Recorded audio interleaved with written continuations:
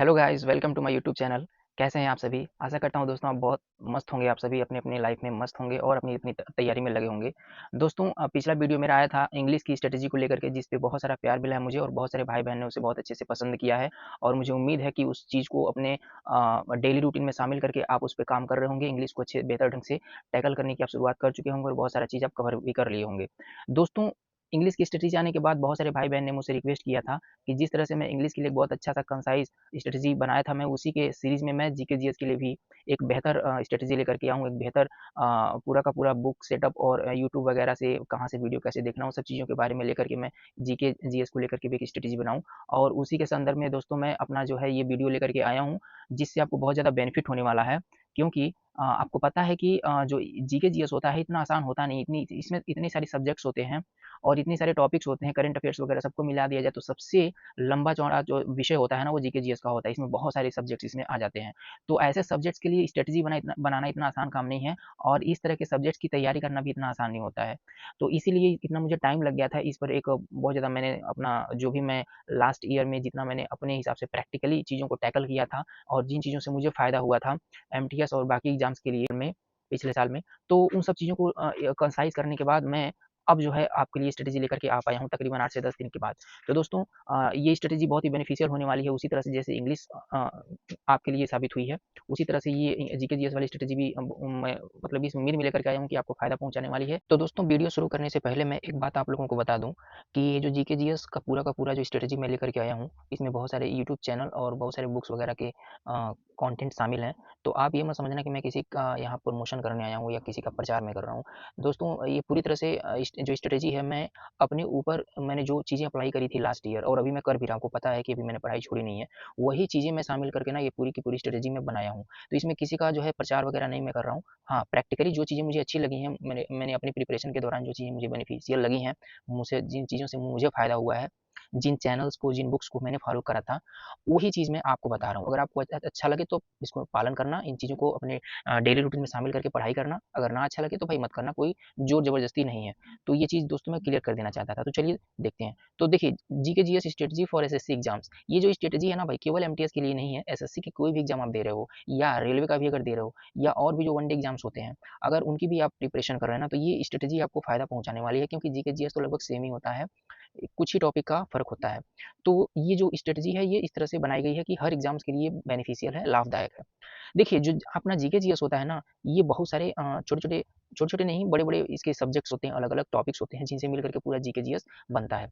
सबसे बड़ा पार्ट होता है इसका स्टैटिक जीके, जो मैंने पहले नंबर पे मेंशन किया है। स्टैटिक जीके के बाद होता है साइंस, साइंस के बाद जो होता है, वो होता है आपका यहाँ पे पॉलिटी, पॉलिटी के बाद होता है हिस्ट्री, हिस्ट्री के बाद ये होता है ज्योग्राफी, ज्योग्राफी के बाद होता है इकोनॉमिक्स और इनके बाद भी एक और बड़ा पोर्शन होता है, वो होता है करंट अफेयर्स। तो धीरे-धीरे इन सब चीज़ों के बारे में हम जो है डिस्कस करेंगे और समझेंगे कि कहाँ से इनको कवर करना है और कैसे इन सब्जेक्ट्स को जो है इनको जो है इन पे पकड़ बनाई जाए। तो सबसे पहले देखिए स्टैटिक जीके। स्टैटिक जीके बहुत बड़ा पोर्शन होता है और एसएससी के हर एग्जाम में स्टैटिक जीके से कम 5 से 6 क्वेश्चन आते हैं। मैं कम से कम की बात कर रहा हूँ, किसी-किसी शिफ्ट में 7 से 8 क्वेश्चन भी आ जाते हैं। इसके अंतर्गत आने वाले जो टॉपिक है वो है 2011 का जनगणना, art and culture, books and author, temples, 5 year plan, government schemes और इसके अंदर नेशनल पार्क्स मैंने डाल दिया है, क्योंकि नेशनल पार्क्स जो है मतलब स्टैटिक जीके ले सकते हैं, लेकिन है ये ज्योग्राफी का पोर्शन, लेकिन मैंने इसी में इसको रख दिया है। तो ये कुछ इंपॉर्टेंट जो है इसके स्टैटिक जीके के टॉपिक हैं, जिनसे क्वेश्चन 100% आता ही आता है हर एग्जाम्स के अंदर, चाहे वो एसएससी का कोई भी एग्जाम हो। अभी देखिए सेंसस 2011 यानी 2011 की जो जनगणना है, इससे क्वेश्चन आपको मिलेगा ही मिलेगा, ठीक है? इसके अलावा आर्ट एंड कल्चर जो होता है ना, इसके अंदर और भी सब टाइटल होते हैं, सब टॉपिक होते हैं, जैसे डांस होता है और डांस से संबंधित अवार्ड्स होते हैं, घराना, फेस्टिवल्स, त्योहार से क्वेश्चन आता है और एक और टॉपिक है इंस्ट्रूमेंट्स, ठीक है? तो ये आर्ट एंड कल्चर के टॉपिक हैं, जिनसे क्वेश्चन आना ही आना है। इसके अलावा देखिए आपको बुक्स एंड ऑथर, ये इंडियन के अंदर मतलब इंडिया के अंदर बुक एंड ऑथर और इंटरनेशनल लेवल पे भी बुक एंड ऑथर के क्वेश्चन बनते हैं। टेम्पल्स, इंडिया के अंदर अलग-अलग स्टेट्स में कौन सा टेम्पल किस गॉड के लिए प्रसिद्ध है और उससे संबंधित फैक्ट क्या है, ठीक है? कब बनाया गया था? 5 ईयर प्लान पंचवर्षीय योजना से क्वेश्चन आना होता है, गवर्नमेंट स्कीम सरकारी योजनाओं से आता है। तो ये सब जो है ना, ये सब स्टैटिक जीके के पार्ट है। अच्छा, तो अब इसको कवर कैसे करेंगे? इसको कवर करने के लिए देखिए बगल में मैंने सोर्स लिख रखा है। आपको अगर इस टॉपिक को वो करना है, मतलब इस पे पकड़ बनाना है तो आप जाइए Parmar SSC on YouTube. YouTube के अंदर परमार एसएससी करके एक यूट्यूब चैनल है, उस यूट्यूब चैनल को फॉलो करिए और उस पे जो है स्टैटिक जीके की एक से बढ़ के एक जो है ना पूरे टॉपिक वाइज उसके जो है पूरे के पूरे वीडियो का क्या है आपको पूरा का पूरा कलेक्शन मिल जाएगा। वहाँ से आप एक एक वीडियो उठाइए और देखते चले जाइए। उसके अलावा परमार सर जो पढ़ाते हैं इस यूट्यूब चैनल पे, वो परमार सर ना टेलीग्राम पे पढ़ाए गए चैप्टर का पीडीएफ भी डाल देते हैं, तो उसको आप क्या करिए प्रिंट आउट निकाल के उसको बार बार रिवाइज करते रहिए, उससे आपका रिवीजन होता रहेगा और चीज़ें याद हो जाएंगी। इसके अलावा आपको क्या करना है, किरण पब्लिकेशन की बुक लेकर के आनी है।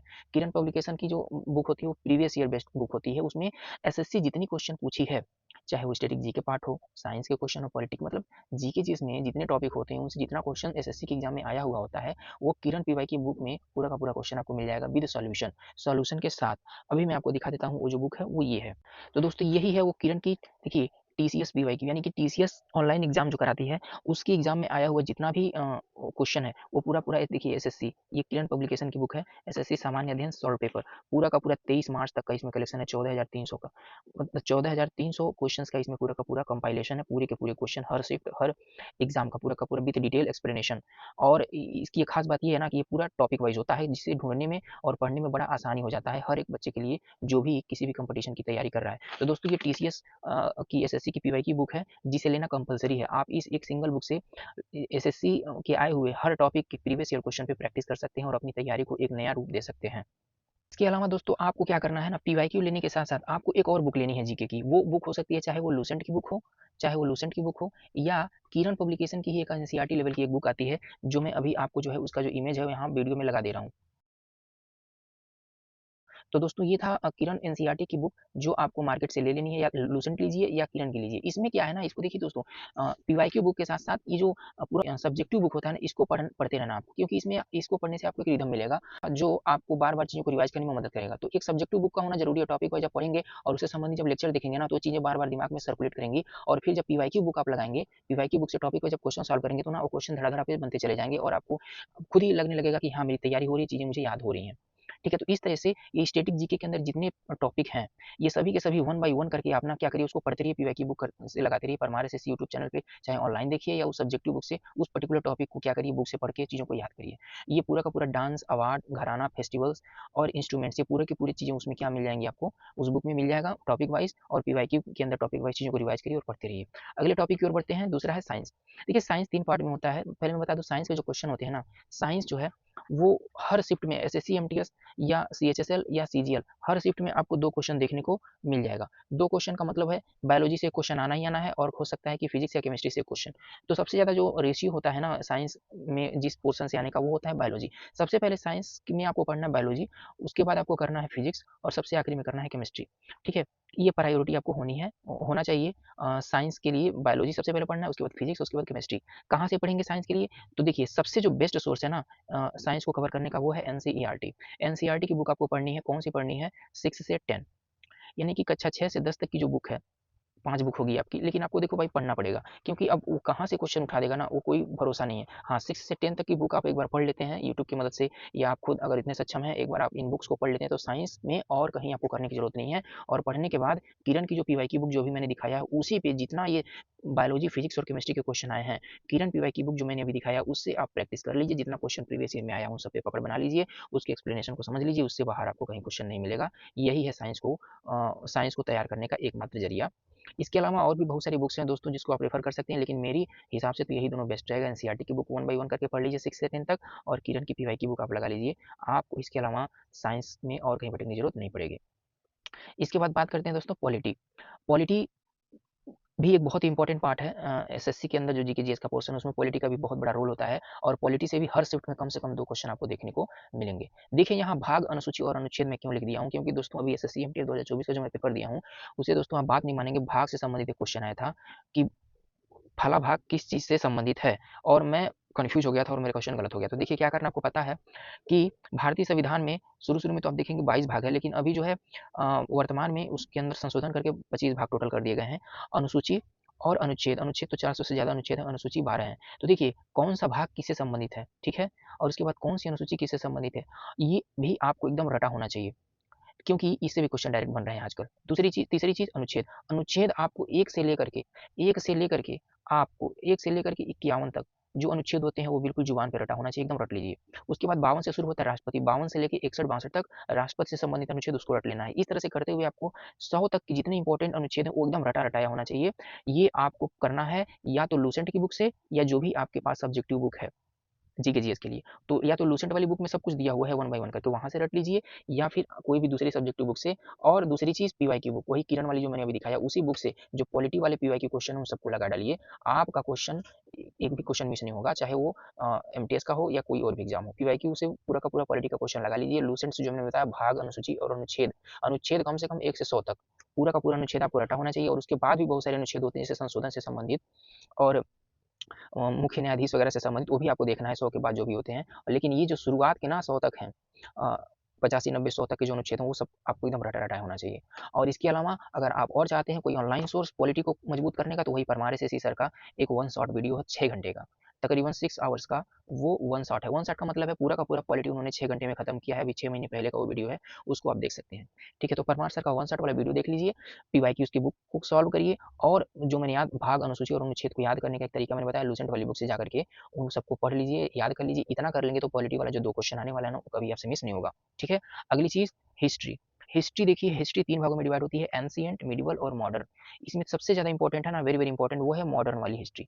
मॉडर्न मतलब आधुनिक भारत। आधुनिक भारत यानी वही 1857 के बाद जो 1857 की क्रांति शुरू होती है, वहाँ से लेकर के भारत की आज़ादी तक का जो हिस्ट्री होता है उसको कहते हैं मॉडर्न। तो वो आपको पूरा का पूरा जितना फ्रीडम फाइटर्स आपको पता है, जितनी आज़ादी की लड़ाई लड़ी गई थी 1857 के बाद से, बहुत सारी युद्ध हुआ, बहुत सारी आंदोलन चलाए गए, पूरी की पूरी घटना, और जितने ये वायसराय वगैरह थे सबका टेन्योर वगैरह, और जितनी इंपॉर्टेंट देखिए इसमें याद आता है गांधीयन ईरा। गांधीयन ईरा को बहुत अच्छे से आपको पकड़ पकड़ बनाना है उसको। और मतलब इस तरह से मॉडर्न हिस्ट्री को ना बहुत अच्छे से कवर करना है आपको। दूसरी, उसके बाद आपको जाना है मिडिवल पे।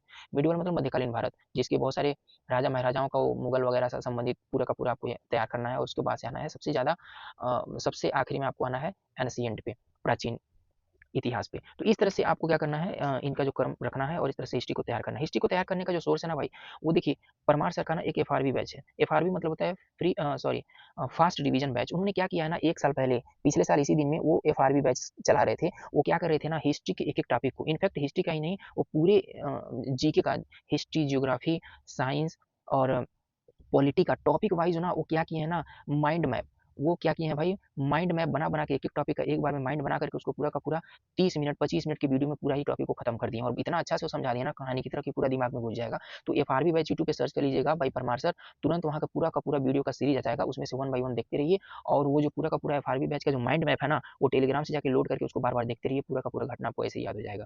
ठीक है, तो हिस्ट्री को ना इस तरह से आप याद कर सकते हैं, पूरा का पूरा हिस्ट्री बहुत जल्दी कवर हो जाएगा। इसके अलावा आपको क्या करना है, हिस्ट्री के जैसे मैंने बताया पीवाईक्यू बुक से पूरा का पूरा हिस्ट्री का क्वेश्चन आपको लगा डालना है, टॉपिक वाइज शुरू से स्टार्ट करना है। और जितना हिस्ट्री के क्वेश्चन बने हैं पिछले 5-6 सालों में, वो किरण की पीवाईक्यू बुक में पूरा का पूरा आपको लगा लेना है। और इसके अलावा आपको क्या करना है, अगर आपको घटना बार बार याद करना, मतलब याद ना करना पड़े, चाहते हैं दिमाग में बना रहे, तो वही या तो लूसेंट वाली या किरण की जो एनसीईआरटी वाली बुक है, उसको क्या करिए, आप बार बार पेज पलटते रहिए, चीज़ों को देखते रहिए। उसमें जो है हाईलाइटर से हाईलाइट करते रहिए, जो विभिन्न महत्वपूर्ण युद्ध हो गए राजा महाराजाओं के बीच या और सारी बातें जो भी हैं, वो बार बार जब आप पेज पलटेंगे ना, तो वो चीज़ें ऐसे ही याद हो जाएंगी। और पीवाई की बुक से क्वेश्चन लगाते रहिए। अगर समझ में ना आए तो परमार सर का क्या करिए, एफआरबी यानी कि fast revision batch mind map वाला, उसको वीडियो को तुरंत जाकर देख लीजिए, तुरंत पूरा का पूरा याद हो जाएगा। तो इस तरह से आप पूरी हिस्ट्री को कवर कर सकते हैं दोस्तों। चलिए आगे बढ़ते हैं, जियोग्राफी। जियोग्राफी को देखिए, जियोग्राफी जो है ना, वो भी परमार सर का जो एफआरबी, जैसे मैंने हिस्ट्री के लिए भी बताया है फास्ट रिवीजन बैच, उसी तरह से माइंड मैप बना करके उन्होंने जियोग्राफी को भी क्या किया है, पूरा समझाया है। एक एक टॉपिक को टॉपिक वाइज क्या किया उन्होंने, पूरा का पूरा ज्योग्राफी खत्म करा दिया है। तो उसकी भी जो पूरा का पूरा सीरीज है ना, वो आपको यूट्यूब पे मिल जाएगा, वहाँ से पढ़ सकते हैं। दूसरा चीज़, वो जितना उन्होंने एफआरबी बैच पढ़ाया है, वो पूरा का पूरा फ्री है दोस्तों, यहाँ पे कोई पैसा नहीं देना है, पूरा फ्री है, यूट्यूब पे सब पड़ा हुआ है, 1 साल पुराना वीडियो है सब। और इसके अलावा वो पढ़ाने के बाद उनका पूरा पीडीएफ टेलीग्राम पे है, वो जाकर के लोड करके उसको प्रिंट आउट करा लीजिए, उसको बार बार देखते रहिए, ऑटोमेटिक याद हो जाएगा। और उसके बाद फिर से वही किरण की पीवाई की बुक से आपको जियोग्राफी वाला सेक्शन भी क्या करना है, कंप्लीट करना है। उसके बाद आ जाए इकोनॉमिक्स। इकोनॉमिक्स बहुत पतला सा एक बुक आता है खान सर का, खान सर नोट्स करके, जो मैं अभी आपको दिखा देता हूँ। ये खान सर की नोट वाली बहुत पतली सी बुक है, देखिए यही है। ये खान सर की economics Khan sir notes classroom material होता है। ये मैं 2023-24 वाले सत्र से लिया था मार्केट से। तो ये खान सर की एक बहुत ही पतली सी, देखिए बहुत ही पतली सी बुक है ये, और इसमें 18 चैप्टर हैं, छोटे-छोटे चैप्टर हैं। एक चैप्टर को आप एक दिन में बड़े आराम से कवर कर सकते हैं। तो ये खान सर का एक नोट्स वाली बुक है जो इकोनॉमिक्स के लिए बेस्ट है। इसके अलावा कुछ पढ़ना ही नहीं है आपको। और फिर से वही क्या करिए, किरण वाली बुक से जाकर के इकोनॉमिक्स वाले सेक्शन को पीवाईक्यूज वगैरह लगा करके ना उसको कंप्लीट कर लीजिए, आपका इकोनॉमिक्स भी तैयार हो जाएगा। इसके बाद आ जाते हैं दोस्तों करंट अफेयर्स। देखिए करंट अफेयर्स जो है ना, करंट अफेयर्स तो जैसे बाकी पोर्शन है उसी तरह से करंट अफेयर भी बहुत बड़ा पोर्शन होता है जिसको कवर करना एक बहुत बड़ा चैलेंज होता है। तो आपको एसएससी एग्जाम्स के लिए करंट अफेयर कम से कम 1 साल होना चाहिए। अभी देखिए अभी बहुत सारे भाई-बहन या खुद मैं भी 2025 की विभिन्न प्रकार के एसएससी के एग्जाम में बैठेंगे, तो अब आपके दिमाग में आएगा कि इसके लिए करंट अफेयर कहाँ से पढ़ा जाए और कितना पढ़ा जाए। तो करंट अफेयर पढ़ने के लिए आपको करना क्या है, करंट अफेयर सबसे पहले 2025 के एग्जाम के लिए 2025 का तो पढ़ना ही पढ़ना है। इसके बाद आपको 2024 का, यानी कि 2025 का पूरा और 2024 का भी पूरा करंट अफेयर आपको मतलब पढ़ना पड़ेगा। यानी 2025 का 6 महीना और 24 पूरा, यानी कि 1.5 साल आप करंट अफेयर पढ़ेंगे, फिर भी आपका 100% श्योर नहीं होगा कि कौन सा करंट अफेयर आएगा। क्योंकि एसएससी का भी ट्रेंड चल रहा है कि वो 2 साल पीछे-पीछे जा करके ना करंट अफेयर के क्वेश्चन पूछती है। तो अब इसके लिए कोई क्या कर सकता है? आपके लिए बिल्कुल ये अजीब चीज़ है भाई, तो सबके लिए अजीब चीज़ है, क्योंकि आप बस तो एग्जाम में बैठ नहीं रहे हैं। सभी के लिए तो पुराना है करंट अफेयर, तो जिसको आएगा आएगा, नहीं आएगा नहीं आएगा। तो उसके लिए क्या करना है आपको, 2025 और 2024 तैयार करके जाना है। मिला तो ठीक, नहीं मिला तो भी ठीक। कहाँ से पढ़ें भाई? तो देखिए, एक बहुत अच्छी बुक आती है, ये रेलवे स्पेशल है, लेकिन भाई हमें तैयार करना है तो कोई भी कंटेंट रहे। स्पीडी की एक करंट अफेयर की बुक आती है, वो एक स्पीडी से आप क्या कर सकते हैं ना, 6-6 महीने और साल-साल वाली 1-1 साल वाली बुक आती है। तो 6-6 महीने वाली या 1-1 साल वाली बुक ले लीजिए। उसके अंदर बहुत अच्छे से हर एक घटना को डेली बाय डेली जो भी घटना होती है ना, daily by daily, month wise उसमें क्या हुआ है, पूरा का पूरा उसमें ब्यौरा होता है। आप उसको एक-एक दिन वाला करंट अफेयर को पढ़ते जाएँगे, पढ़ते जाएँगे, पढ़ते जाएँगे और वो चीज़ें याद होती चली जाएँगी। तो स्पीडी जो स्पीडी की करंट अफेयर आती है, उस बुक को एक खरीद लीजिए। बुक खरीदे रहेंगे तो जब चाहे तब आप खोल के उसको पेज पलट के देख सकते हैं। और दूसरा फ़ायदा ये है स्पीडी पढ़ने का कि शुरुआत में जितना स्पोर्ट हुआ है, जैसे कि अभी देखिए टी20 वर्ल्ड कप पिछले साल हुआ, उससे पहले 2023 में क्रिकेट वर्ल्ड कप इंडिया के अंदर हुआ, फुटबॉल फीफा वर्ल्ड कप कहाँ हुआ, पिछला ओलंपिक कहाँ हुआ था, भारत ने कितना मेडल जीता। इसके अलावा और विभिन्न प्रकार के सम्मेलन, और भारत में बहुत सारे शिखर सम्मेलन होते हैं और विश्व स्तर पे होते हैं। पूरा का पूरा शुरुआत में ही ना दोस्तों दे देता है पिछले 1 से 2 साल का। तो वहाँ से वो सब पूरा चीज़ याद कर लेंगे। और एसएससी ऐसे ही तो पूछती है, पूछ लेगी कि आईपीएल 2023 में फाइनल कहाँ खेला गया? आईपीएल 2024 का फाइनल कौन जीता? सबसे ज़्यादा विकेट कौन लिया? ये पूरा का पूरा इस तरह से जो मटेरियल है ना, पूरा का आपको इस पीढ़ी के अंदर मिल जाता है। और करंट अफेयर की चीज़ें डे बाय डे हिसाब से घटित जो भी होती हैं, वो भी मिल जाती हैं मंथ वाइज़। तो इस तरह से स्पीडी वाली जो बुक है ना, वो मुझे बहुत अच्छी लगी, मैंने पढ़ा था और क्वेश्चन फँसा भी था। तो करंट अफेयर स्पीडी से कर सकते हैं। अगर आपको अच्छा ना लगे तो आप ऑनलाइन सोर्स की ओर भी जा सकते हैं। अगर ऑनलाइन मटेरियल मिल जाता है करंट अफेयर के लिए, तो आप ऑनलाइन जाकर खरीद लीजिए और उसको वीकली या मंथली जाकर के प्रिपेयर करते रहिए और ज़रूरत पड़ने पे नोट भी बनाते रहिए। इसी ककर में दोस्तों एक यूट्यूब पे चैनल है क्रेजी जीके ट्रिक्स। अभी मैंने जितनी चीज़ें मैंने बताया, चाहे वो ज्योग्राफी से संबंधित हो, चाहे वो हिस्ट्री से संबंधित हो, चाहे पॉलिटी से संबंधित हो, विभिन्न प्रकार की चीज़ों को याद करवाने का जो बेस्ट मेथड है ना, वो इस चैनल के पास है। इस पे एक से एक वीडियो भाई मिलेंगे आपको। 6 से 7 मिलियन सब्सक्राइबर इस चैनल पे हैं, जो जहाँ पे बहुत ज़्यादा फ़ायदा होता है। मैं खुद भी पढ़ा हूँ और बहुत आसानी से ही ना ऐसे इतना अच्छा-अच्छा ट्रिक्स बना करके क्रेजी जीके ट्रिक वाले डालते हैं कि मतलब एक बार पढ़ लेंगे ना तो ऑटोमेटिक दिमाग में छप जाएगा। कहानी के माध्यम से वो ऐसा घटना बता देंगे ना कि वो चीज़ें दिमाग में छप जाएँगी, कभी भूलेंगे ही नहीं।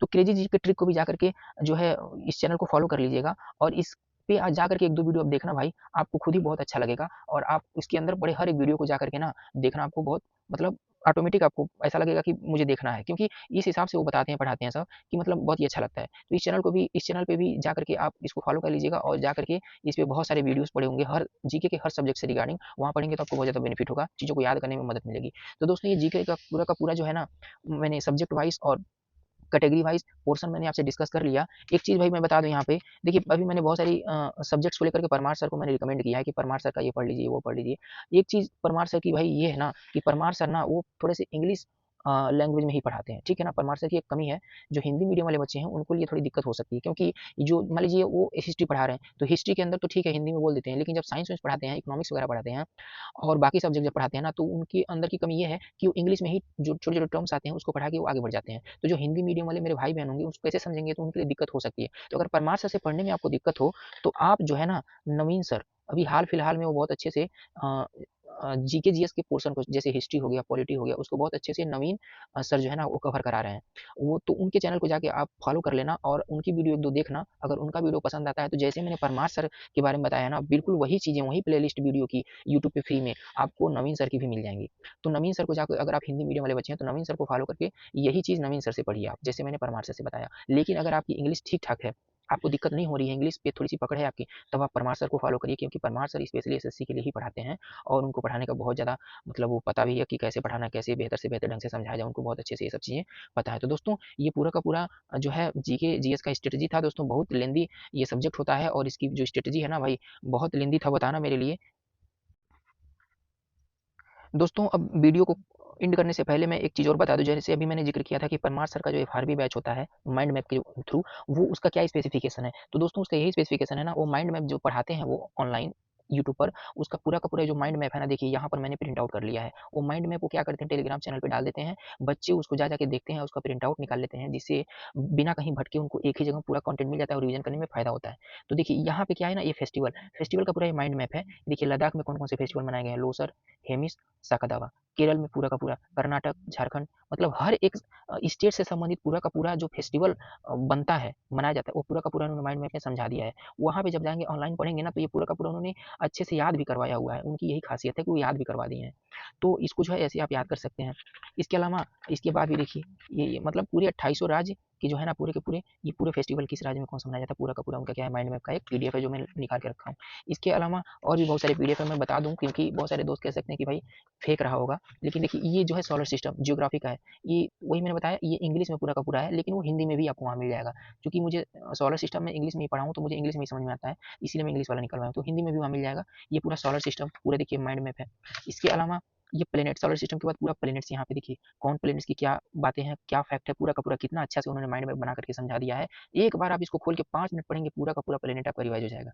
इसके बाद आप देखिए ये पूरा अर्थ पे आ गए हैं, अर्थ के बाद आप कहेंगे लेटीट्यूड एंड लॉन्गिट्यूड। इसके बाद अर्थ का इंटीरियर पार्ट, अर्थ के अंदर क्या क्या होता है, देखिए अर्थ की जितने ये क्रस्ट मेंटल कोर होते हैं, इनर कोर, आउटर कोर, और इनके बीच की लेयरिंग का क्या नाम है, ये पूरा का पूरा इसमें अच्छे से उन्होंने विद फिगर समझाया हुआ है। उसके बाद आ जाइए एटमॉस्फेयर, एटमॉस्फेयर बहुत ही इंपॉर्टेंट चैप्टर होता है, इससे क्वेश्चन बनते हैं। ये खासतौर से जो अलग अलग लेयर होते हैं हमारे एटमॉस्फेयर के, वहाँ से मीजोस्फीयर, थर्मोस्फीयर, वाटर साइकिल क्या होता है, कितना अच्छा से उन्होंने समझाया है। और इसके बाद आपका ये महाद्वीप एंड महासागर, ये पूरा का पूरा भाई मैं निकाल के पढ़ा था, रिवाइज करा था मैं, बहुत इससे फायदा होता है। ये प्रमुख दर्रे हैं, किसी स्टेट में कौन सी दरें पाई जाती हैं भाई, तो ये पूरा का पूरा। इसके बाद आप देख लीजिए प्रायद्वीपीय पठार यानी प्लेट्यूज, जो इंडिया के अंदर प्लेट्यू, फिर भारत के अलग अलग भाग, उत्तरी मैदान, मरुस्थल, उसकी विशेषताएं। उसके बाद आप देखिए ड्रेनेज सिस्टम, मतलब नदी तंत्र है पूरा का पूरा, ज्योग्राफी का बड़ा इंपॉर्टेंट पार्ट होता है भाई, कौन सी नदी कहाँ जाके किस महासागर में गिरती है, कौन सी बंगाल की खाड़ी में गिरती है, कौन अरब सागर में गिरती है, ठीक है ना, कौन कहाँ से निकलती है, पूरा का पूरा नदी तंत्र है, ये भी बहुत जरूरी होता है पढ़ना, ये पूरा का पूरा ज्योग्राफी का पार्ट होता है। इसके बाद भाई देखिए ये महाप्रायद्वीपीय नदियाँ, फिर प्लेटिव के अंदर कौन कौन सी नदियाँ वहाँ से निकलती हैं और कहाँ जाके गिरती हैं, ये मानसून। इसके बाद बांध, देखिए ये डैम्स वगैरह आपको पता होगा, डैम से भी क्वेश्चन बनते हैं, तो डैम्स, ये पूरे के पूरे कौन सी डैम कहाँ बनी है, किस नदी के ऊपर, और कौन सी परियोजना के तहत बनाई गई है। फिर फॉरेस्ट आ गया, पूरा जंगल जो भी है और जंगल से संबंधित। उसके बाद ये मृदा मिट्टी, और फिर ये देखिए मिट्टी से संबंधित दो पीडीएफ है इसका। इसके बाद राष्ट्रीय उद्यान, ये भी बहुत जरूरी, मैंने बताया आपको। नेशनल पार्क, देखिए किस स्टेट में कौन कौन से नेशनल पार्क हैं, कितना। इसके बाद दोस्तों देखिए पंचवर्षीय योजनाओं का कितना अच्छा सा ये पीडीएफ है, पूरी की पूरी पंचवर्षीय योजना एक ही पीडीएफ में आपको क्या हो जाएगी, पूरी की पूरी याद हो जाएगी। देखिए एक से लेकर के पूरा 12 पंचवर्षीय योजना है, पूरी की पूरी फुल स्पेसिफिकेशन, पूरी की पूरी विशेषता के साथ कितना अच्छा से उन्होंने समझा दिया है। इसके अलावा कुछ आपको देखना नहीं। उसके बाद देखिए शास्त्रीय नृत्य, कथक से कौन कौन संबंधित है, मणिपुरी से कौन कौन संबंधित है, मोहिनीअट्टम से कौन कौन संबंधित है, कुचिपुड़ी से कौन कौन संबंधित है। देख रहे हैं दोस्तों कितना अच्छा सा पीडीएफ है ये। और इसके बाद से देखिए ये लोक नृत्य, अभी मैंने बताया था आपको त्योहार, अभी लोक नृत्य से पीडीएफ मैंने लोड किया था, निकाला था। इसके बाद आपका देखिए लोक नृत्य का दूसरा पार्ट है। और मैंने देखिए यहाँ पे अभी मैंने बताया था ना, विभिन्न प्रकार के इंस्ट्रूमेंट्स और उनके वादक, देखिए सितार, मतलब सितार से संबंध किनका किनका, ये मैं सब नोट बनाया हूँ सर से ही, सर की वीडियो को ही देख करके पूरा का पूरा मैं नोट बना करके इसको याद, नाद स्वरम घटम, और इसे क्वेश्चन वाइज सीजीएल में मुझे क्वेश्चन मिला था, एमटीएस की तो बात ही छोड़ो। और इसके बाद देखिए लोक नृत्य, लोक नृत्य के बाद जो है ये सेंसस, देखिए जनगणना 2011 से संबंधित कितनी शॉर्ट एंड सॉलिड उन्होंने ट्रिक्स बता दिया है और चीज़ों को कितने अच्छे से समराइज कर दिया है, मतलब एक बार 2 मिनट बस देखोगे पूरा का पूरा याद हो जाएगा, अगर एक बार आप याद कर लिए तो। थी जीके जीएस की पूरी स्ट्रेटजी जो मैं लेकर के आया आपके लिए। मुझे उम्मीद है कि दोस्तों आपको ये स्ट्रेटजी बहुत पसंद आएगी, और मैं आपसे रिक्वेस्ट करता हूँ कि प्लीज़ इन चीज़ों को सीरियसली लेकर के एक बेहतर ढंग से पढ़ाई करना स्टार्ट कर दीजिए, क्योंकि अब एमटीएस या एसएससी के जो भी एग्जामिनेशन आने वाले हैं उसमें बहुत ज़्यादा टाइम नहीं है, बस मुश्किल से 3 से 4 महीने हैं। सीजीएल का एग्जाम सबसे पहले होने वाला है, वो जून लास्ट में या जुलाई में, तो उसके बाद एमटीएस का ही नंबर है, तो बहुत ज़्यादा टाइम नहीं है। तो इन चीज़ों को जो है ना अपने डेली रूटीन में शामिल करिए और एक बेहतर ढंग से पढ़ाई स्टार्ट कर दीजिए सिस्टमेटिक सिस्टमैटिक वे में। और प्लीज़ दोस्तों डेली बेसिस पे कोई भी दिन ऐसा ना हो जिस दिन आप ना पढ़ें, ऐसा नहीं होना चाहिए। हर दिन आपको लगभग 3 से 4 टॉपिक का रिवीजन करते रहना, पीवाईक्यूज़ के क्वेश्चन लगाते रहने। जैसे मैंने आपको बोला है, जिन बुक्स का मैंने ज़िक्र किया है, बुक्स वगैरह ले लीजिए और एक बेहतर ढंग से सिस्टमैटिक वे में पढ़ाई स्टार्ट कर दीजिए। और जहाँ ज़रूरत हो आपको, आप वीडियो के लेक्चर्स देखते रहिए। तो दोस्तों इसी आशा में आपसे मैं विदा लेना चाहता हूँ, एक उम्मीद में कि एक फिर मैं आपसे मुलाकात होगी किसी एक नई स्ट्रेटेजी के साथ, किसी एक नए प्लानिंग और किसी नए वीडियो के साथ। दोस्तों तब तक के लिए जय हिंद, नमस्कार।